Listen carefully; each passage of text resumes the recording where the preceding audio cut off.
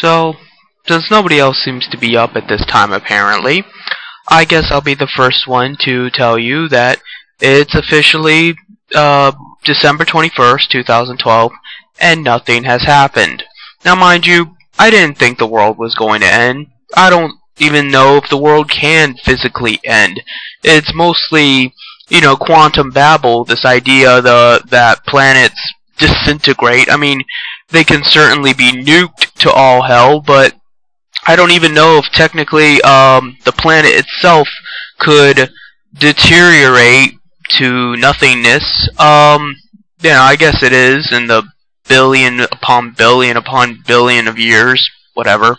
The point is that when you think about it, no one expected the world to end. Nobody expected to die, but they expected something to happen. You would think if the Mayans went through all the trouble of concocting this zodiac that they had to think something was going to happen.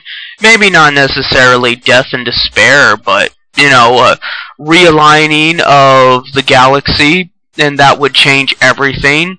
It would change our perception of reality, some kind of spiritual enlightenment, some kind of catastrophe, maybe just, a reverse in the polarities of the gravitational spectrum, and that would make all the electronics shut down.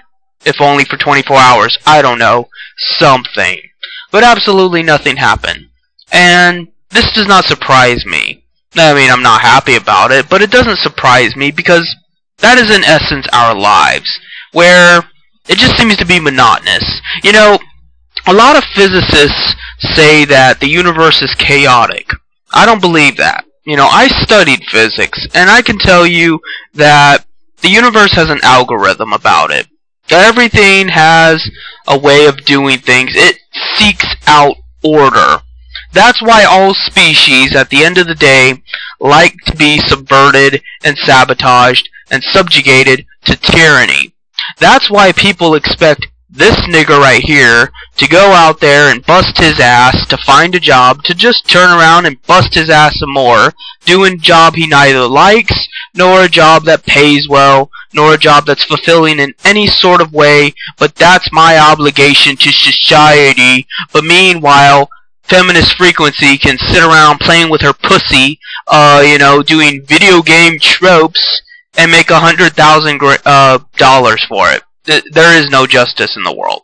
So, whereas most people would see this and see the abyss for what it is, the fact that there is no God, there is no supernatural force, there is no, quantum fluctuation in people's thought process. There's never going to be some Christmas miracle, people. You're not going to collectively come together and there's going to be infinite love and understanding in the universe. There's not going to be some kind of catastrophe that brings the entire world together. There's not going to be visits from alien species, at least not anytime soon. And even when there is, it's not going to be exciting. It's just going to be more bullshit. And that's pretty much what you can expect out of life. Bullshit. The only difference is that whereas most physicists want to argue the bullshit is chaotic, I want to argue that the bullshit is lawful alignment. That the bullshit will even if it doesn't currently have, it will seek out an algorithm. It will seek out some kind of rhyme and reason to itself. Because it does not want there to be entropy. The universe doesn't want there to be chaos. There's going to be anyway, because that's how chaos functions. But it seems to me that in the materialistic world, in the physical world that we understand, it is about trying to find order and establishment. And knowing this, we can just thusly say that humans need order and establishment. Humans need to find something to make sense out of their menial, mediocre existence. What am I getting at with all of this? Well, what I'm getting at here is that I'm sure a lot of you are very disappointed right now. I'm sure a lot of you are extremely butthurt because nothing happened, and I can sympathize with that. However, I've always been one to be motivated by negativity rather than demotivated. The way I look at it is, this is an epiphany. This is the epiphany that we all needed, and only some of us are really going to understand. The epiphany that we cannot wait for Jesus Christ to come down and save us. We cannot wait for things to happen magically. And I understand, I think we all understand that to some degree, that, you know, we have to be responsible for being the change we want to see. But we're always looking for a jump starter. We're always looking for something that can help us along, that can, you know, at least give us the little nudge that we need, because it is really fucking hard. Life is fucking difficult and terrible, excruciating, painful, and exhausting.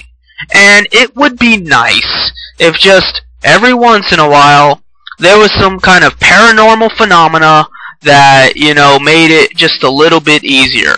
But we know that not to be the case. We know the only thing more prevalent than the lawful part of our alignment grid is the evil alignment. The universe runs on a lawful evil alignment scale. And I'm talking in Dungeons & Dragons terms here, but it's true. We are the plane of lawful evil.